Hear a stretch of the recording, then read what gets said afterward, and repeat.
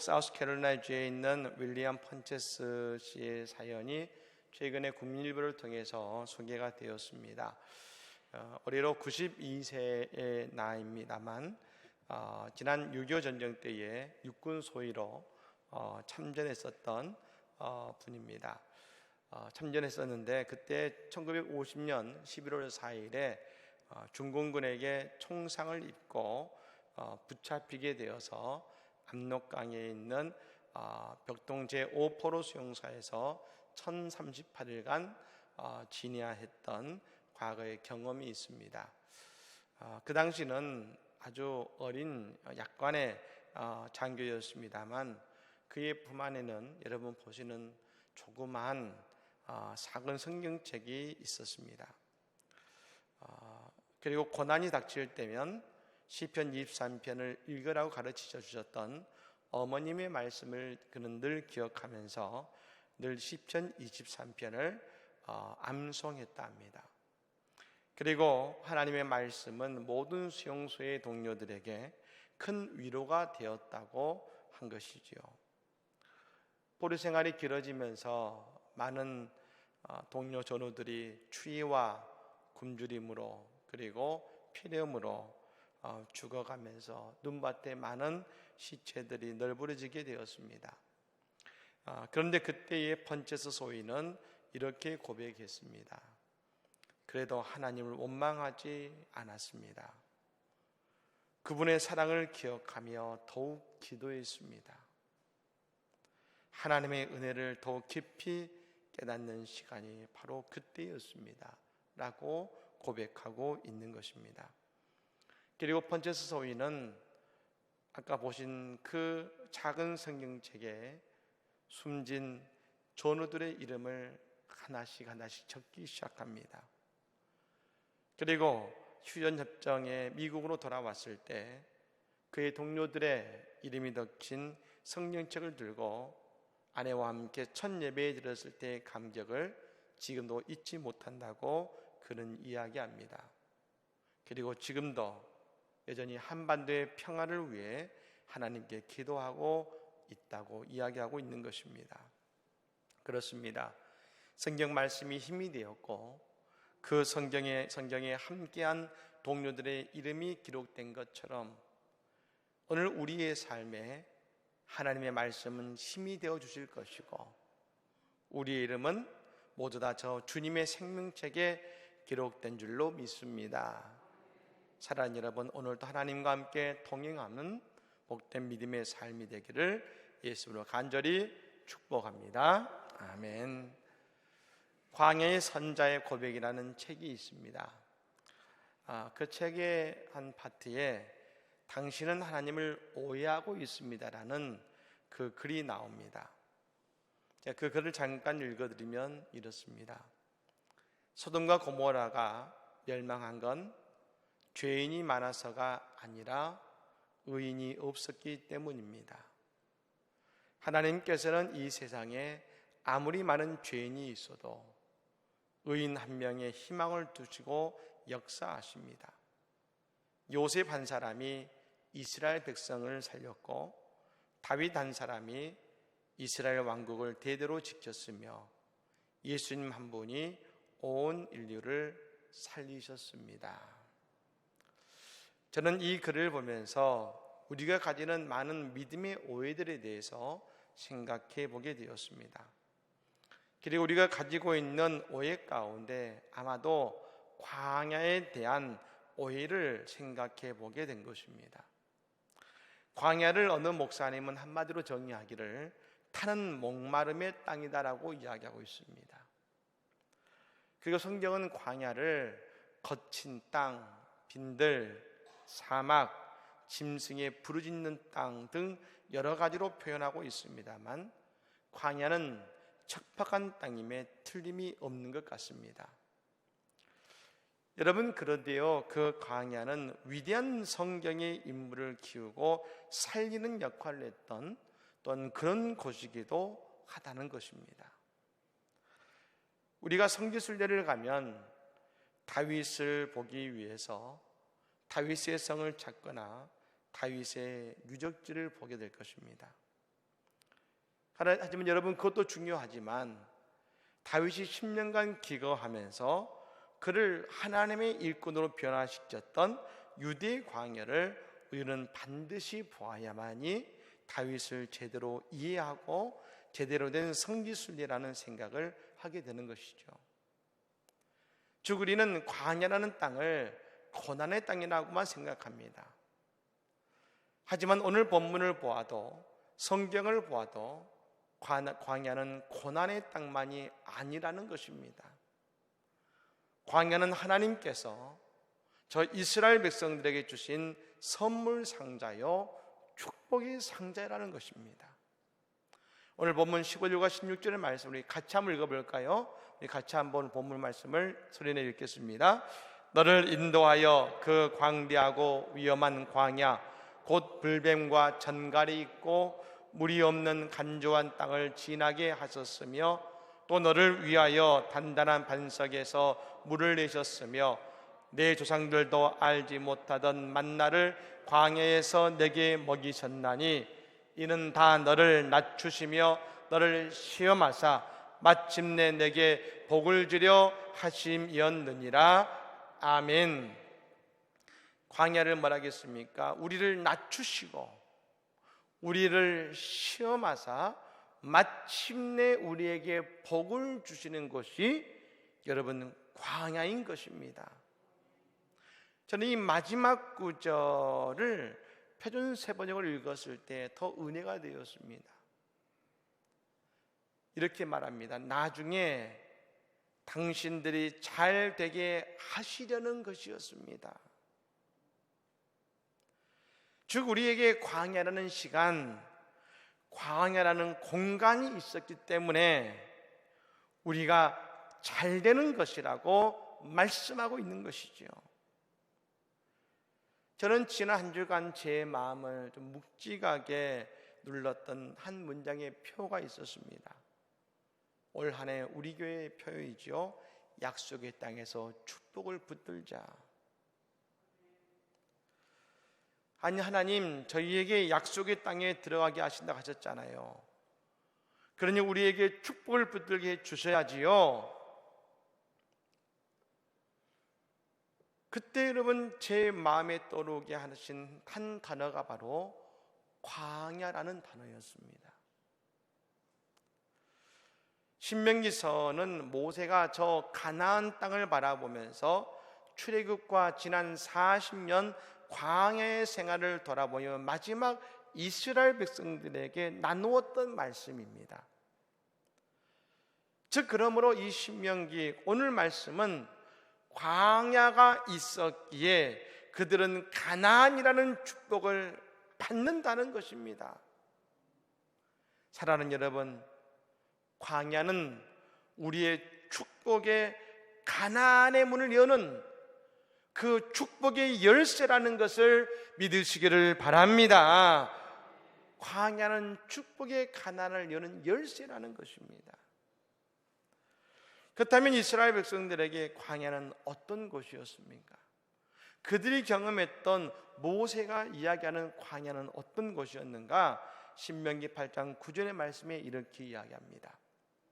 내가 먹을 것에 모자람이 없고 내게 아무 부족함이 없는 땅이며 그 땅의 돌은 철이요 산에서는 동을 캘 것이라.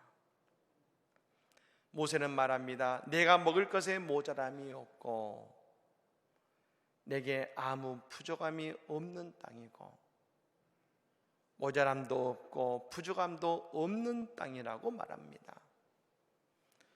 예, 그것은 광야가 비호하기 때문이 아니지요.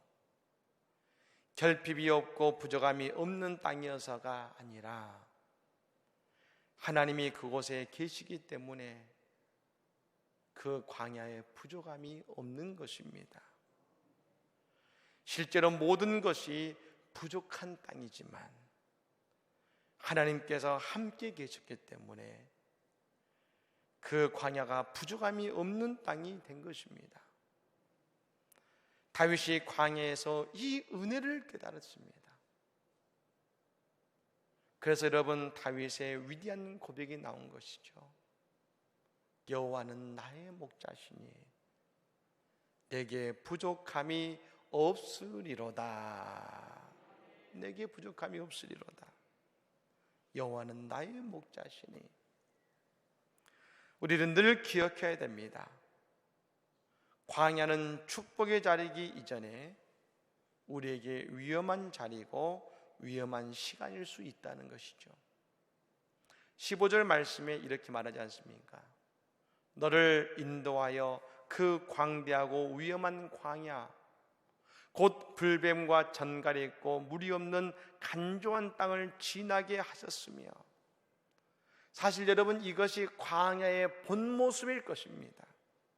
위험이 가득하고 우리를 언제든지 무너뜨릴 수 있는 것, 그리고 견딜 수 없는 아픔을 주는 것, 그것도 광대하다겠습니다. 끝이 보이지 않는 그러한 곳, 끝이 보이지 않는 고통의 땅, 그것이 광야일 수 있습니다. 혹시 이 자리에도 어쩌면 그런 광야의 한복판에 서 있는 분이 계실지 모르겠습니다. 제가 어제 뉴스를 통해서 어떤 초밥집 리뷰라고 하는 그 뉴스의 내용을 보았습니다. 최근 온라인 커뮤니티에서 화제가 된 리뷰였는데요, 그 초밥집의 리뷰는 이랬습니다. 사실 어제 자살하려고 했는데 마지막으로 초밥이 먹고 싶어서 주문했어요. 아내 메모랑 비누꽃 감사해요. 받고 펑펑 울었습니다. 꾸역꾸역 먹으면서 스스로에 대한 죄악감으로 삼켰습니다. 메모와 비누꽃 장미 한 송이가 저의 목숨을 살려주셨습니다. 정말 감사합니다. 초밥집에 아주 작은 이벤트였습니다. 포스트잇에 당신이 와줘서 감사합니다 라는 말과 작은 장미꽃 한 송이 주는 것, 그 작은 이벤트가 한 영혼의 인생을 살렸습니다. 초밥집 사장이 나오셔서 인터뷰하는데요, 자신이 한 생명을 살렸다는 예상치 못한 결과에 너무나 가슴 뭉클한 걸 보였습니다. 그리고 그 초밥집 사장이 얘기합니다. 내가 그 손님을 살린 것이 아니라 그 손님이 나를 살린 것 같습니다. 그리고 그때부터 그 손님이 답하는 리뷰 아래에 초밥집 사장님이 그 손님을 향해 마음의 대화를 시작한 것입니다. 아직 그 손님이 누군지는 모르지만 그때부터 이 초밥집 사장님은 손님을 향해 진실한 대화가 시작된 것입니다. 그렇습니다. 우리에게도 그런 광야가 있을 수 있습니다. 하지만 우리는 기억해야 됩니다. 나를 위해 지금도 만나를 주시며 반석의 샘물로 우리를 먹이시고 마시게 하시는 하나님이 계시다는 것입니다. 오늘 또 나를 위해 십자가에서 대신 죽으시면서 나를 살리기 위해 지금도 역사하시는 예수님이 바로 우리와 함께 계시다는 것입니다. 그 예수님이 우리의 목자이십니다. 광야는 하나님을 목자 삼는 곳이며 하나님을 통해서 우리의 부족함을 채우시는 은혜를 누리는 자리인 것입니다. 사랑하는 여러분, 지금 광야에 서 계시지 않습니까? 코로나 바이러스 때문에 당하는 어려움이 있고 내 육신에 질병이 있고 가정에 문제가 있고 경제적인 문제가 있고 그런 어려운 광야에 혹시 서 계시지 않으십니까? 이 광야를 통해서 하나님께서 우리의 목자이심을 분명히 깨닫게 하실 뿐 아니라 우리의 삶에서 부족함이 없도록 우리 주님께서 이 시간 우리와 함께 하실 줄로 믿습니다. 그때 우리는 언제 하나님을 만나고 마침내 복을 얻게 되는 것입니까? 한번 따라해 보실까요? 이는 다 너를 낮추시며, 믿으십니까? 이는 다 우리를 낮추시며, 하나님은 우리를 광야에서 낮추시는 것입니다. 여러분, 이 낮추시는 것은 곧 우리가 모든 것에 있어서 나의 의지가 아니라 하나님께 기도하게 만드시는 것입니다. 광야는 곧 하나님께 기도하고 하나님만 바라보고 하나님을 통해서 기적을 체험하는 현장이 되게 하시는 것입니다. 여러분, 시편 150편 다윗이 있었습니다만 그 가운데 32편이 보면 다윗이 고백합니다. 광야에서 다윗의 위대한 기도는 왕궁에서 써진 것이 아니라 광야에서 하나님께 기도함으로 그의 위대한 기도가 나온 것이며, 그 기도를 통해 하나님의 위대한 기적을 그는 체험하게 된 것입니다. 실제로 여러분, 이스라엘에 가면 수많은 기도원을 보게 됩니다. 그런데 그 수도원의 대부분은 다 광야에 자리하고 있습니다. 산이나 강가가 아니라, 저 오아시스가 아니라 광야에 그 수도원들이 있습니다. 그 가운데서도 여러분, 절벽에 있는 기도굴에 기도하는 수도사들이 있습니다. 어떤 수도사는 그 기도굴에서 한 번도 나오지 않고 15년 동안 기도만 하는 수도사도 있다는 것이죠. 때가 되면 밑에서 음식을 올려보내면 그것을 받아 먹으며 그곳에서 평생 기도하는 것입니다. 그러다가 올려주는 음식에 변화가 없으면, 두세 번 변화가 없으면 사람이 올라갑니다. 그러면 그 수도사가 엎드려 기도하는 자세로 하나님의 부르심을 받으면 그 모습을 보게 되는 것이죠. 많은 사람들이, 그 기도글을 보는 사람들은 그걸 보면서 이 한 가지 사실을 깨닫게 된다는 것입니다. 2000년 교회 사는 그냥 이루어진 것이 아니구나. 이름도 없이 빛도 없이 기도하다가 전국에 간 저 수많은 수도사들이 있었기 때문에, 기도자들이 있었기 때문에 이 땅의 어떤 박해와 핍박과 어려움 속에서도 하나님의 교회는 이어져 온 곳이구나. 그렇습니다. 광야는 우리를 낮추시고 우리를 기도하게 만드시는 자리인 것입니다. 지금 한국교회가 참 어렵습니다. 이때 우리에게 가장 필요한 것은 다른 것이 아닙니다. 여러분, 이때 우리에게 필요한 것은 함께 모여 기도하는 우리의 기도인 줄로 믿습니다. 한국교회가 왜 이렇게 부흥해 있습니까? 이유는 기도 때문이었습니다. 아무것도 아는 것이 없지만 우리 아버지 어머니들의 눈물의 기도가 오늘날 이 교회를 이룬 것입니다. 여러분, 이제 우리가 그 기도를 이어가야 되는 것입니다. 이름도 없이 빛도 없이 기도하는 그 기도를 통해서 하나님은 하나님의 교회를 살리시고 하나님의 교회를 채우시는 것입니다. 지금 하나님께서 한국교회를 낮추고 계십니다. 지금 하나님께서 우리를 낮추고 계십니다.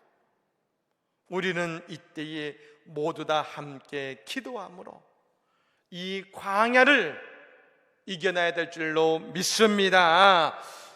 마지막으로 저는 오늘 본문을 묵상하면서 중요한 한 가지 사실을 깨닫습니다. 가난해서 어떻게 살아가야 되는가? 하나님은 바로 광야에서 살았던 삶의 모습과 믿음으로 저 가난에서 살아가야 된다고 말씀하고 계신 것이죠. 14절 말씀에 하나님은 이렇게 말씀하십니다. 내 마음이 교만하여 내 하나님 여호와를 잊어버릴까 염려하노라. 여호와는 너를 애굽 땅 종되었던 집에서 이끌어내시고, 가나안은 모든 것이 풍부하고 번성한 곳입니다. 하지만 그래서 우리가 교만해질 수 있는 것입니다. 존 트랍이라고 하는 사람은 말했습니다. 다른 죄들은 모두 하나님 앞에서 도망가는 죄지만 교만이라는 죄만큼은 하나님 앞에서 하나님께 대드는 죄다. 그래서 교만은 죄 중에 가장 무서운 죄인 것입니다. 특히 우리가 형통할 때에 우리는 교만해지기 쉬운 것입니다. 그러므로 교만하지 않고 저 가나안 땅에서도 복이 있는 부족함 없는 인생을 살 수 있는 것은 광야에서의 모습과 신앙의 모습으로 나아갈 때, 그것이 광야든 그것이 가나안이든 언제나 변함없이 하나님의 축복의 영광 안에 우리는 거하게 된다는 것입니다. 사랑하는 성도 여러분, 우리 하나님은 마침내 복을 주시는 분이십니다. 나중에 우리를 잘되게 하시는 분이십니다. 지금 우리가 서 있는 이 광야를 지나며 우리는 분명히 깨닫게 될 것입니다. 하나님은 나의 목자이시며 하나님이 계시지 않으면 안 됩니다. 하나님이 이 광야 속에서 내게 부족함이 없게 하시고 하나님이 오늘 또 내게 만족하게 하십니다. 그 위대한 하나님의 사랑, 하나님의 임재를 고백하는 오늘 우리의 신앙과 우리의 삶의 고백이, 오늘 예배하는 우리의 고백이 되기를 예수님으로 간절히 축복합니다.